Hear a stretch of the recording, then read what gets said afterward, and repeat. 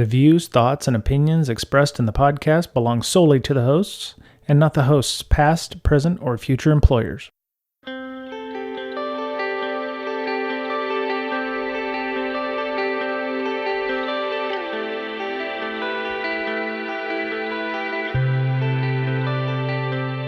Hello, everybody. Welcome back. It's Bryan, Miss Berlin, and Mr. Betcher for Breaking Down Security. Hello. Hey. Hey, we took a week off for everybody who didn't notice. Well, obviously they noticed because our listens and downloads on Libsyn went down quite a bit. Everybody must be caught up or something. I don't know. Yeah. But yeah, we're back this week. We have a very interesting guest. We'll bring him on here in a couple of seconds. Miss Berlin, Mr. Betcher, how are you this week? Pretty great. Doing good. Yeah? Very cool. Yeah.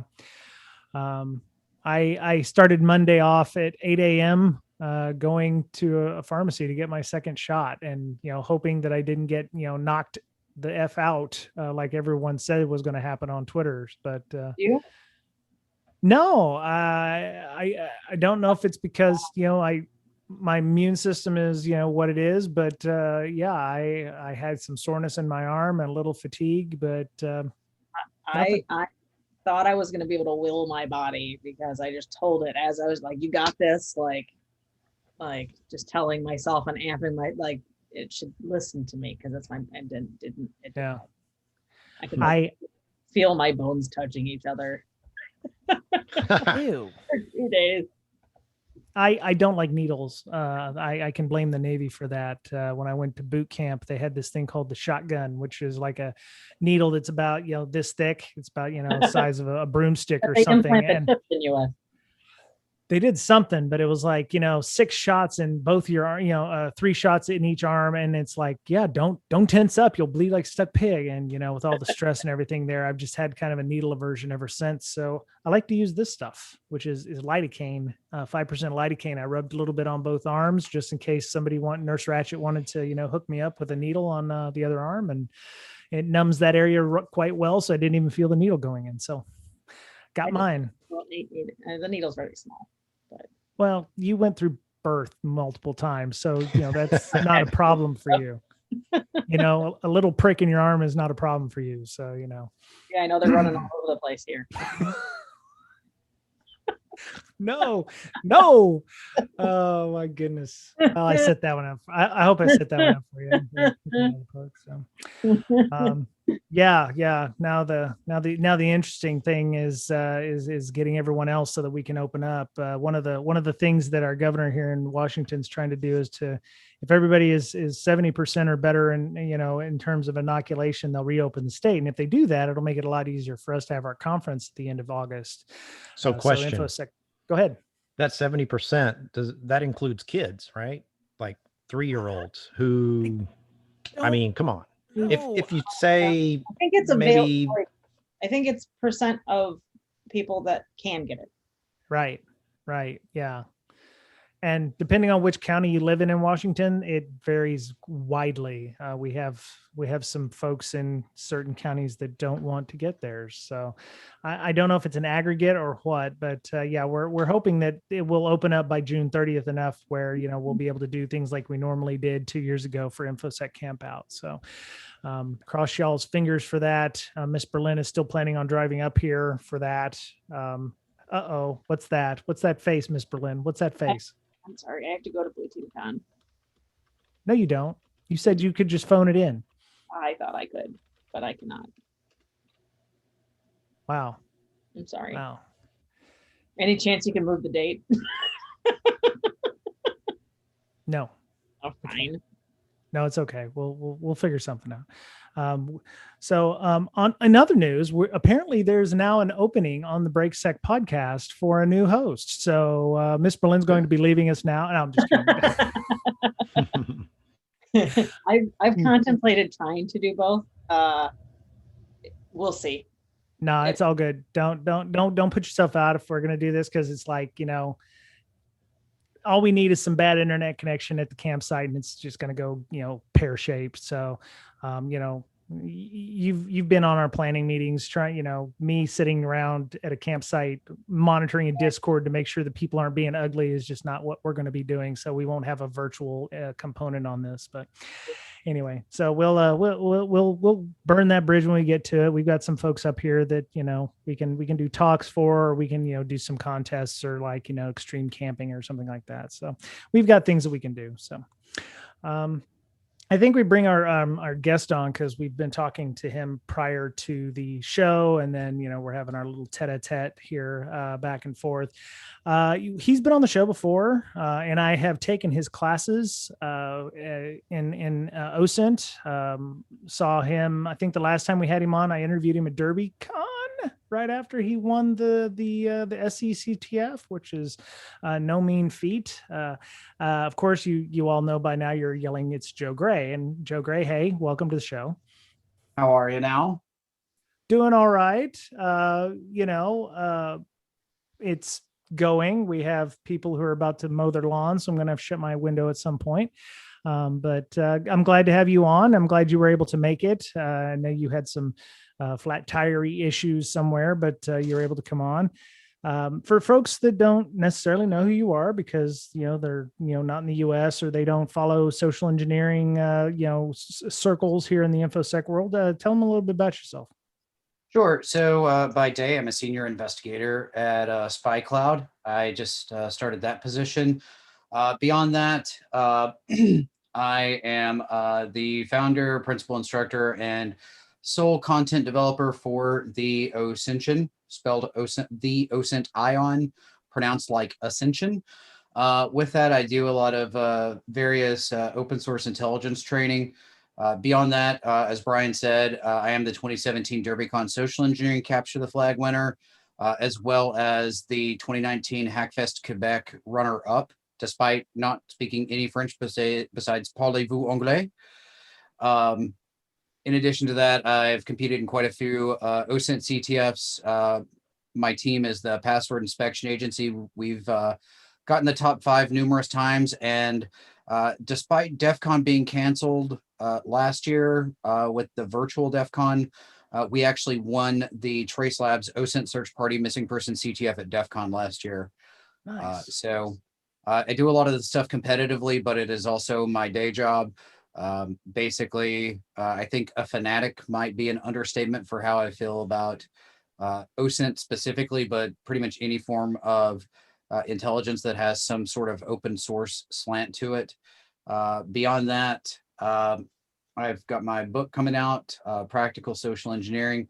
I'm definitely more involved in OSINT anymore than I am social engineering, but the two do definitely have quite a bit of overlay if we decided to make a Venn diagram out of them to express all of the advanced, persistent, next generation single pane of glass synergies. Bingo. Yeah, there we go. Got that. Anybody who had their bingo card, somebody better be yelling bingo. Right. Yep. So your book is available on No Starch and Amazon. There's a link in the show notes. If you go to No Starch, they have a pre-order code right now. So if you're interested until around August 24th, 2021. So if you're listening to this in the future, you can just go to No Starch using the link in the show notes to get your copy of the book. And if you get a book from No Starch, it comes in a PDF format as well. So we wanted to have you on to talk about some of the OSINTION stuff. I think I had wanted to have you on after I took the missing persons class with you. What made you want to? So missing persons is sometimes looking for those folks is sometimes a good thing, sometimes a bad thing. As you mentioned during your lecture with us, some of these people disappear because they want to disappear, not because they forcefully are disappeared. Why do you see the need to go and look for those folks? Maybe not even knowing the context of why they disappeared. Do you always assume that they've been forcefully disappeared, or that they want to disappear? I try to avoid that specific assumption because, as you stated, some people are willingly missing, some people are not. Some people want to be found, some people don't. Some people can be found, some people cannot. Basically, I created that course after competing in my very first Trace Labs event. And I was like, there's a lot of techniques with this. And I had already been having a lot of conversations with like Robert Sell, who is one of the founders of Trace Labs. He's a creep in their Slack. I believe his Twitter handle is Robert E. Sell. And then I'd had conversations with Blackbeard, James, or Adrian Korn, AK-47 Intel. I think their Twitter handles are the same as their Slack handles. I had a lot of conversations with them about some of the quality of some of the stuff that had been submitted and how we could improve it from time to time. And I was like, well, hey, you know, I'm thinking about doing a course. And they're like, okay, let's see what you got. So I strung together a 4-hour course. It was just, you know, a basic course, duct tape and a prayer, if you will. I got a go to training license. I put it out there. I don't even remember what I charged. I think it was pretty close to, I think it was like 10, somewhere between 10 and $50. It wasn't very expensive. And we did it and people were like, this is really cool. So then I started to offer it more and more. And then as I offered it and I developed new techniques while I was competing, or I had read about other people with some of the ways that they would go about it, I'd be like, okay, well, they do it this way. I could do it this way. Let's put it in there.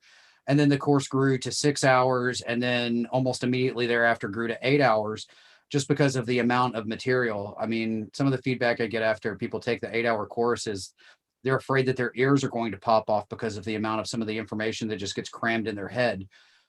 Because I mean, in teaching the course, it's one of those things where I have the ability to influence and advance the field of OSINT, to start that passion for somebody, somebody who may be working right now in threat intelligence, or they may be in law enforcement and they want to move into InfoSec, or as they would refer to it, cyber, something to that effect.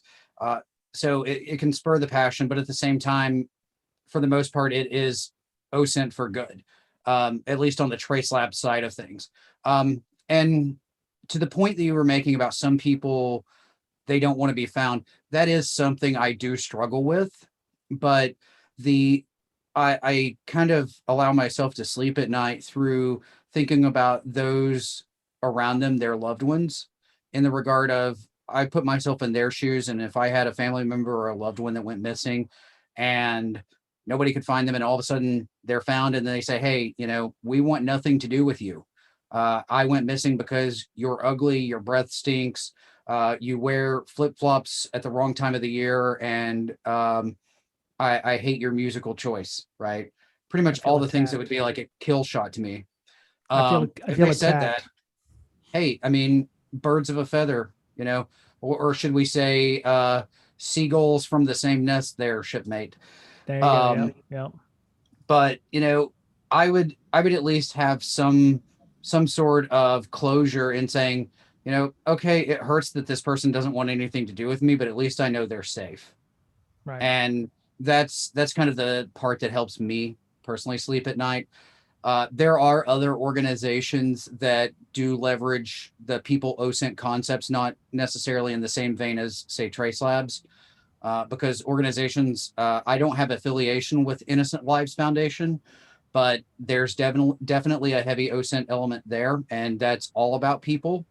Right. National Child Protection Task Force is another.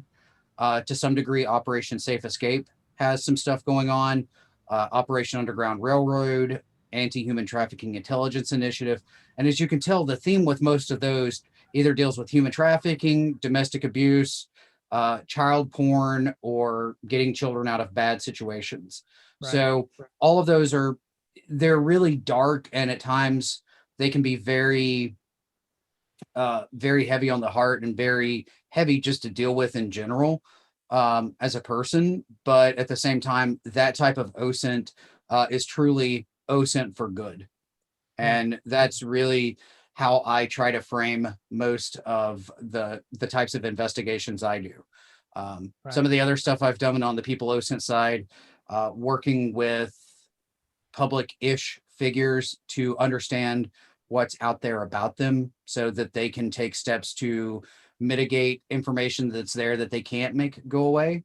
And in some cases, just go through and opt out of everything they can to minimize their presence. So there's reasons people may do that.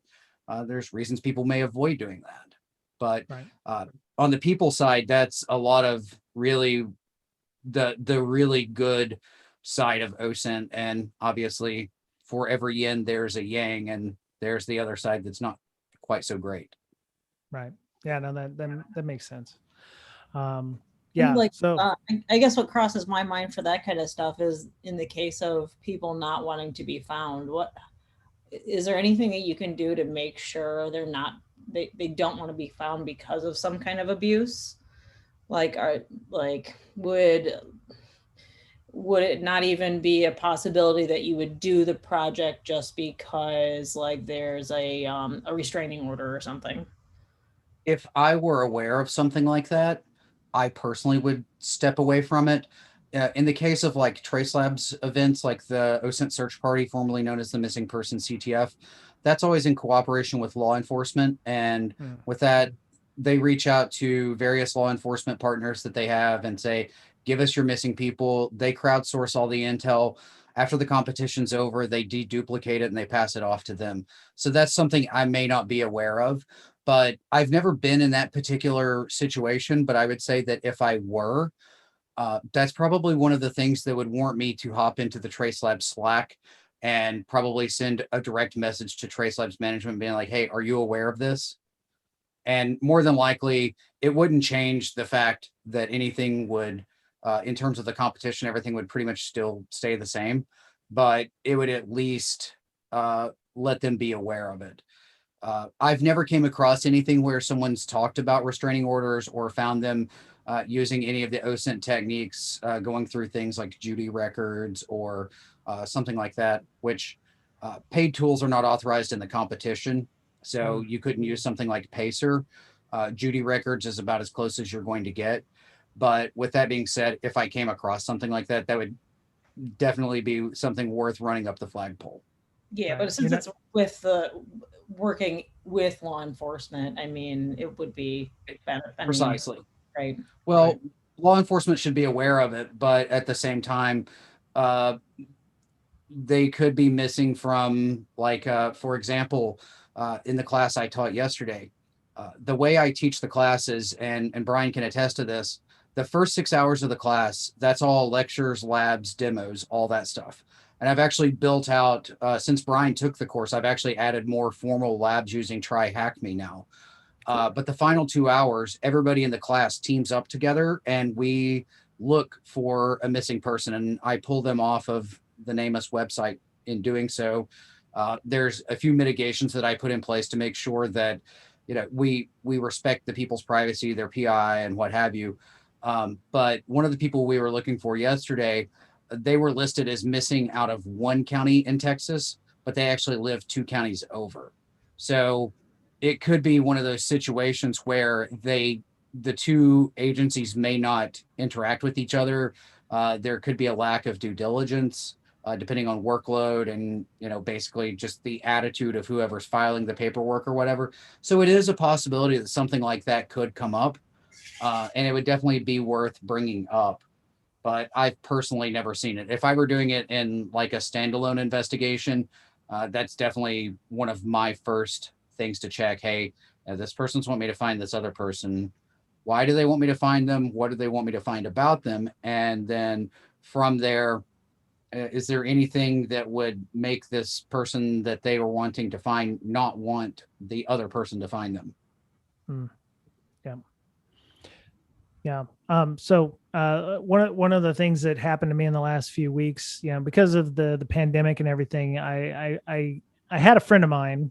I have this kind of a story time, but I had a friend of mine, very influential in my early years in the Navy in Monterey. He was a senior E5 or second class, and I was just an E1 nothing, from right out of boot camp. And he was a mentor. We hung out a lot in San Diego after I got back from Diego, and he was in Bahrain and he got married. And, you know, it had been a few years since I had seen him. It was almost 20 years, as a matter of fact, since he'd retired and got out of the Navy.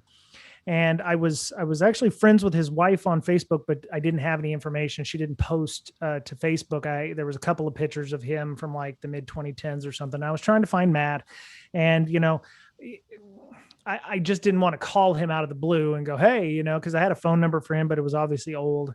And, you know, I was trying to figure out what I could do to reach out to him, but without like feeling stalkery. So I actually physically wrote a letter, put a couple of pictures in it and sent it to him. But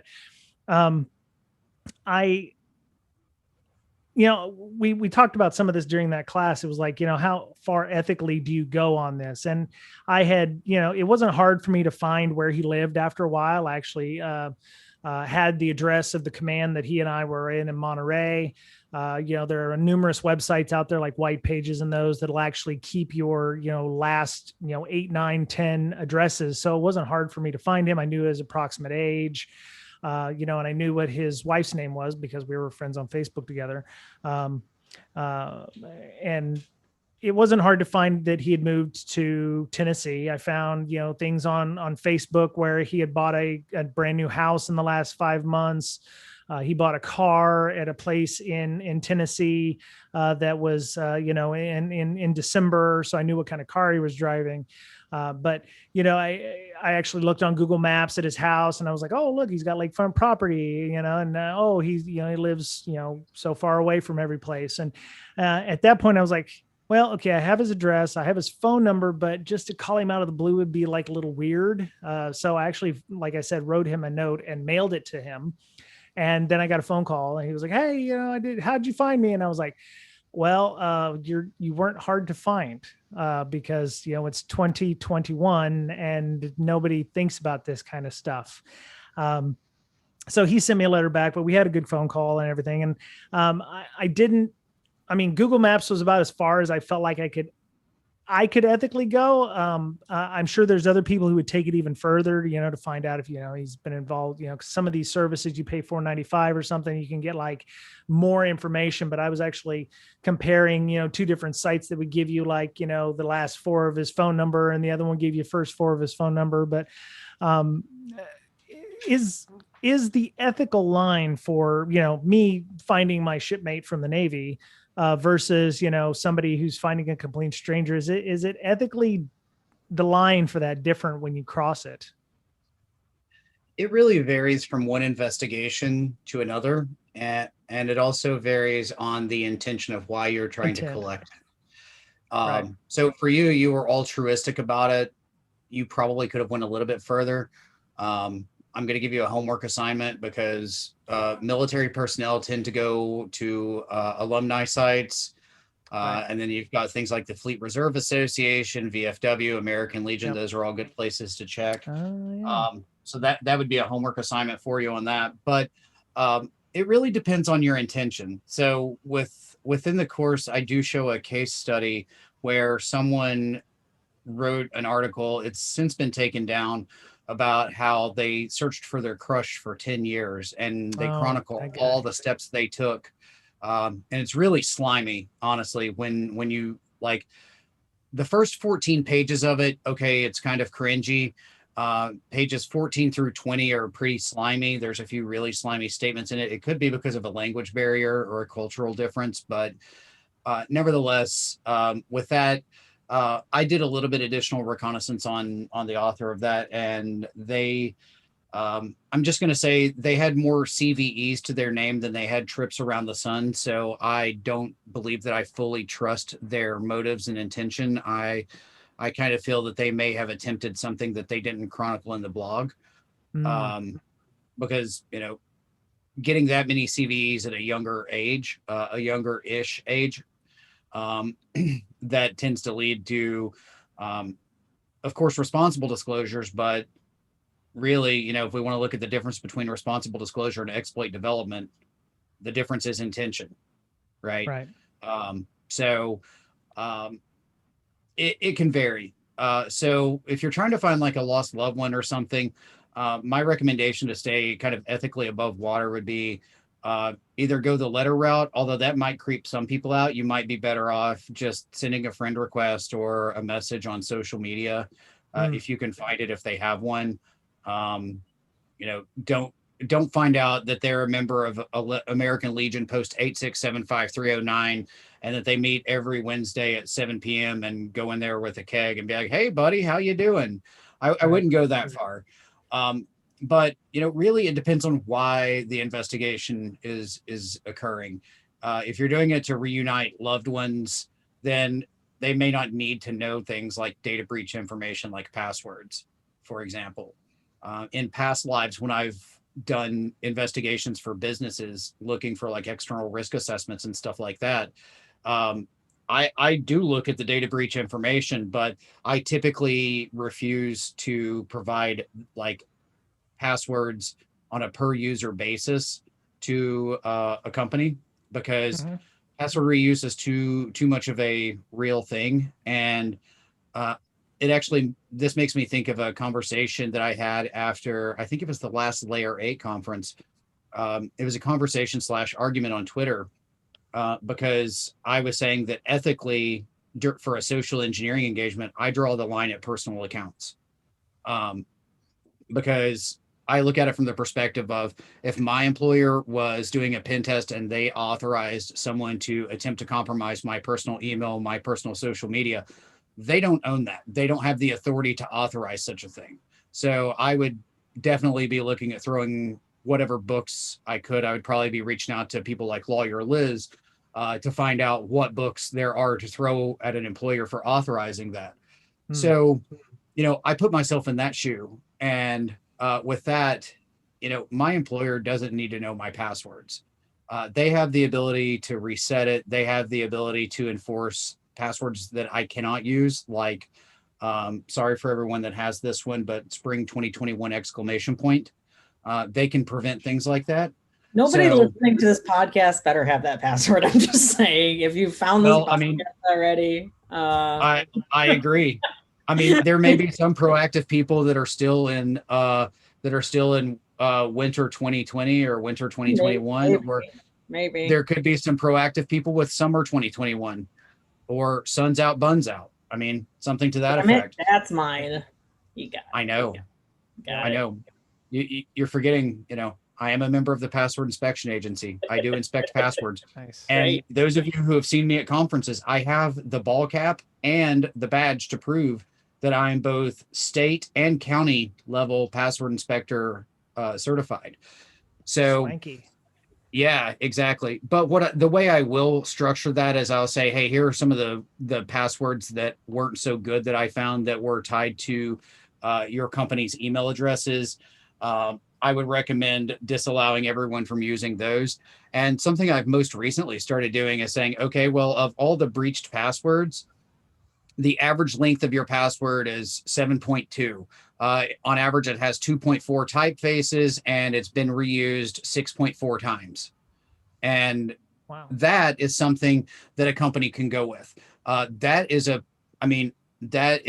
pretty much signed, sealed, delivered, wrapped with a nice, pretty bow, saying, here is justification for you to do some awareness training, and here's justification for you to invest in a password manager for your enterprise. And probably 2FA as well. But yeah, I tend to stop at that point. If someone comes and says, hey, I want you to go looking for this person, and I have a scoping call or a conversation with them, and they don't seem quite so altruistic, I have no problem saying no. Do you ever have, so I mean, you give these classes to folks.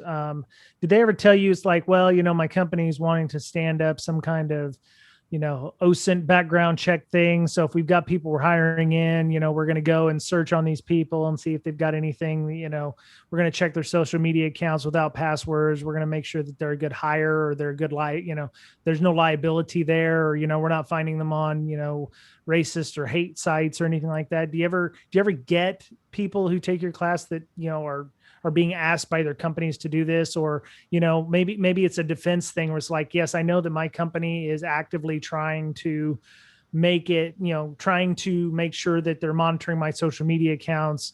What can I do to defend against that? Do you get those kinds of people to take these classes?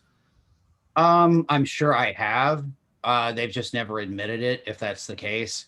I've had some professional and private investigators take the course that I do know have that as a service that they offer. So, it kind of goes without saying that they would do that. If I had to guess, I would say most likely I have. They've just never said it. So it's definitely a possibility. There are some services out there that'll do it. Some are going to do it really well. Some are going to do it kind of ho hum, and some are going to say they do it and not so much. Okay.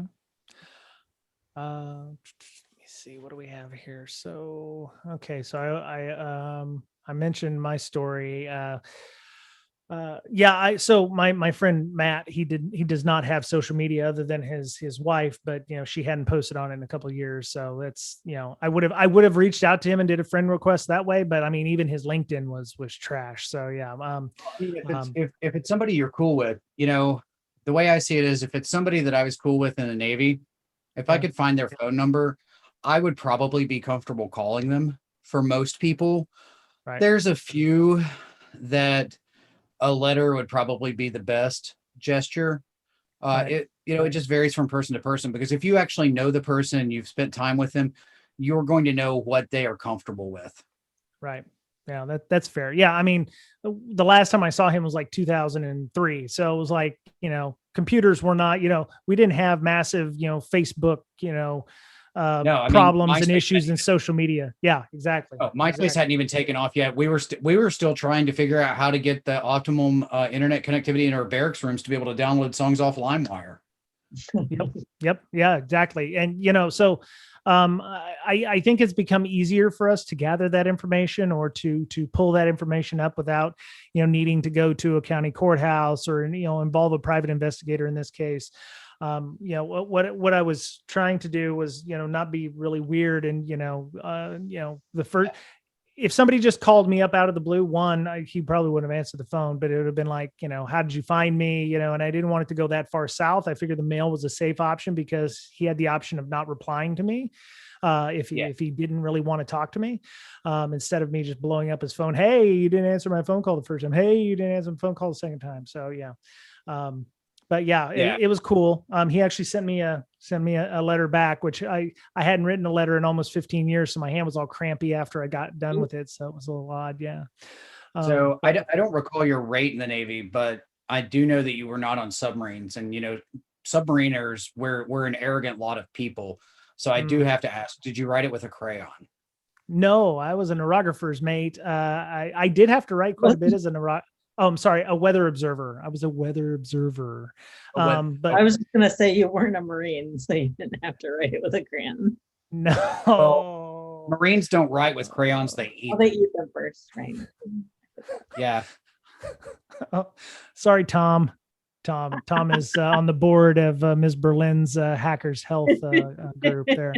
Sorry, Tom. So much crap. Yeah. Well, I mean, absent of all the military stuff, I will say that the best Marine is a submarine, but I'll leave that at that. Oh, wow. Oh, there's got to be a reason for that. There's got to be. There's plenty of comebacks. I've been in that argument numerous times. I'll leave it right where it is to keep things PG-13. Fantastic. Yeah.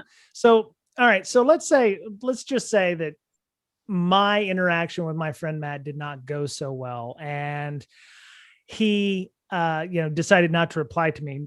You mentioned this OSINT heartbeat. I'm assuming that's a thing where it would be where his data was stale, or that his information was not up to date. Maybe I sent it to the wrong Matt who lives in that state that just had a very similar age. And I mean, that was my thought. I was like, oh crap, I sent this complete stranger my information. That was for about a second there. I was like, maybe I didn't do a good job. Maybe I need to double check my information. Maybe I just shared my phone number and my email address to a complete stranger who has the exact same name as this guy.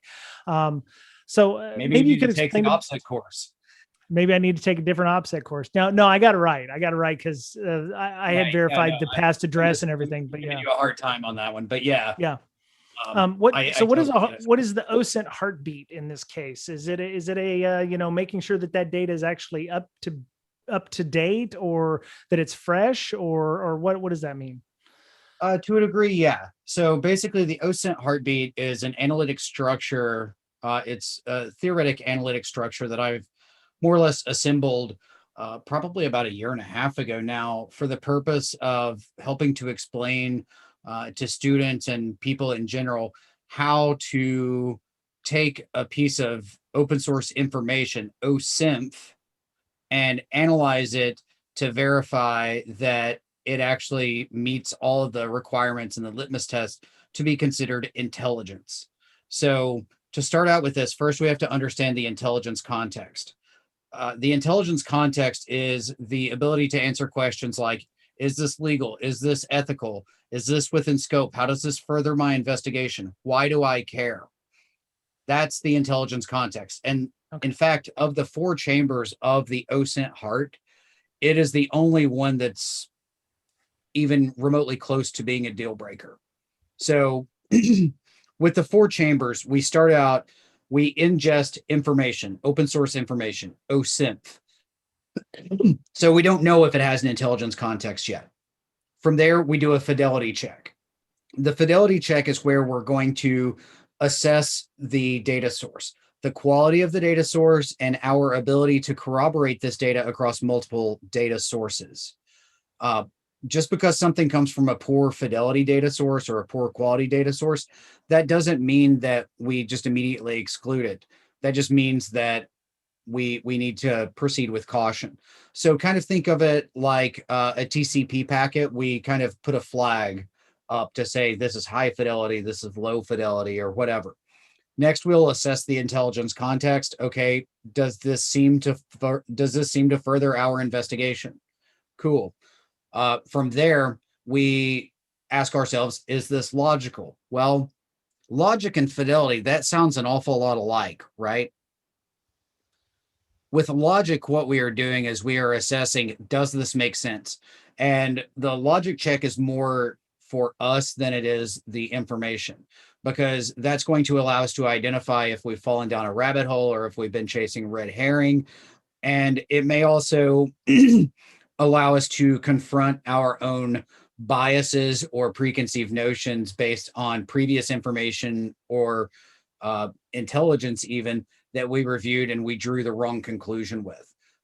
So we treat that one like fidelity. Logic check, yes, no, maybe. That's kind of a flag as well. And then the 4th chamber is where we either, when the heart proverbially contracts, we either send the intelligence through the workflow, which would be cycles as opposed to processes, or we could either discard any information that we know has no possible value, or we could potentially set it off to the side, store it, if you will, to reevaluate later. It could be high fidelity information. It could seem very logical, but we can't immediately assess an intelligence context with it. So it might be something where we say, this is interesting. I'm going to go see if I can collect anything else that can assist with this, and I'm going to come back later. And then from there, the heart contracts. It puts the intelligence through the workflow, which, like I said, is cycles as opposed to processes. I'm really big on the cycle versus process thing, because with cycles, they typically operate indefinitely, right? They stay enacted until something acts upon them. So that might be something where we say, like a car, for example. We start a car, we go through a process of ignition, right? It has a defined starting and stopping point. But once the car is actually started, it is now the combustion cycle. And that cycle is going to continue until we either initiate a process to shut it down, we have some sort of mechanical, electrical, or other type of defect, or we run out of gas. So OSINT's very much the same. We treat it as a cycle. So I always like to use the context of rule number 1 of improv. No matter what the question, the answer is always yes and. So you have this piece of information. Yes, and what can you do with it? Based on that information, where can you go with it? How can you further your investigation with that? And that's really a very important thing. And regarding like cycles versus processes, a process, it's a very linear thing. You have one or more defined inputs and one or more defined outputs, but there is a defined starting and stopping point. With a cycle, think of a cycle as several interconnected processes that each process has their defined inputs and outputs, but you chain them together and you continue. Whether you continue until you run out of time in a trace labs competition, you run out of billable hours as part of your investigation, you find the answer you're looking for, or you just go about your business. That's basically how I treat it, because at any time, I always like to correlate this with the whole semisonic closing time song. Every beginning is some other, every beginning is some other beginning's end. Every input to a process is another process's output. So you have process A, you give it one singular input, you get an output. That output can be either the singular input or one of many inputs to another process that's going to help you gather more information or more intelligence. So things like that. And of course, the OODA loop is part of it. I don't really get too deep into OODA loop, but I know people from like the threat intelligence background, they're going to look at OODA loops a little bit more critically than like OSINT investigators that are looking at things like the intelligence cycle, the RAND OSINT life cycle, and stuff like that. That makes sense. Yeah. So is there any place where the process stops? If it's constantly going, where do you exit? Are there always exit points, or is it always some other thing to find, or you just run out of time and that's it? Or I mean, it's continual cycle. When does it end? Sometimes it never does, because the nature of OSINT dealing with the live internet, right? You've got 1.54 billion people on the internet. Dropping another Letterkenny reference here, there are 1.54 billion people on the internet. These are their problems. And what that really comes to is people are continuously posting to social media. So you have casseroles and cat videos. You have people who are constantly oversharing. You have influencers. You have, the what I would consider the stupid people being made famous by social media that are just, doing dumb stuff. How do I fall in all of those categories? Yeah, I'm feeling attacked here. I'm feeling so attacked today. No. There's never any attack. My wife fragility over here. And then you also have to factor in, especially in the United States, data is a commodity, right? So unless you live in, say, California or New York with CCPA or New York Shield laws, which are kind of like smaller versions of GDPR, there's really no recourse. Some states are better than others with that, but basically there's a whole financial ecosystem for data brokers to collect information, the Experians, the Equifaxes, the LexisNexis of the world, to be able to collect information and refine it, enrich that data, and then turn around and sell it to somebody else who may either provide that information for free, or they may add it to their own information and sell it and keep going.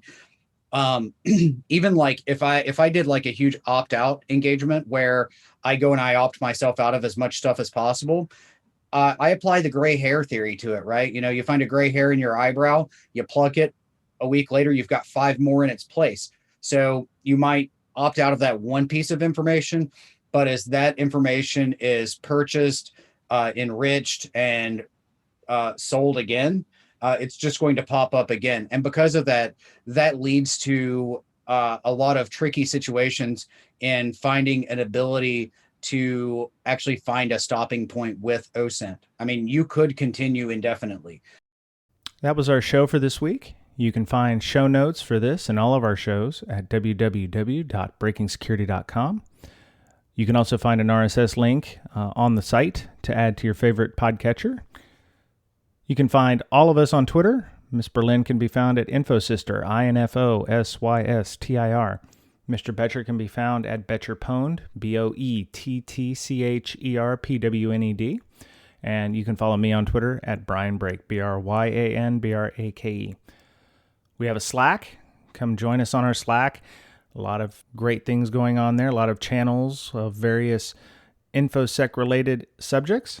You can get an invite on Twitter by emailing our official Twitter handle for the show at Brakesec, BRAKESEC, or you can email us at bds.podcast@gmail.com. Thank you to all of our Patreon supporters for their monetary assistance by offsetting costs involved in putting out a weekly show. Zoom fees, Libsyn hosting, domain purchase, renewal, equipment upgrades, time and effort building the community we have. We appreciate all of your help and support. If you'd like a t-shirt, stickers, coffee mug, or just to show your support for the show, you can check out our TPub site, www.tpublic.com/user/BDS podcast. We thrive on your feedback. A quick 5-star comment on iTunes or Google Play Store or your favorite streaming service, Spotify, Pandora, what have you, go a long way to gaining us additional visibility. It takes no time at all, and we appreciate your help in spreading the word. That was it for Breaking Down Security this week. Be safe, be well, be kind to one another. Take care of yourself because you're the only you have, and we'll talk to you again soon.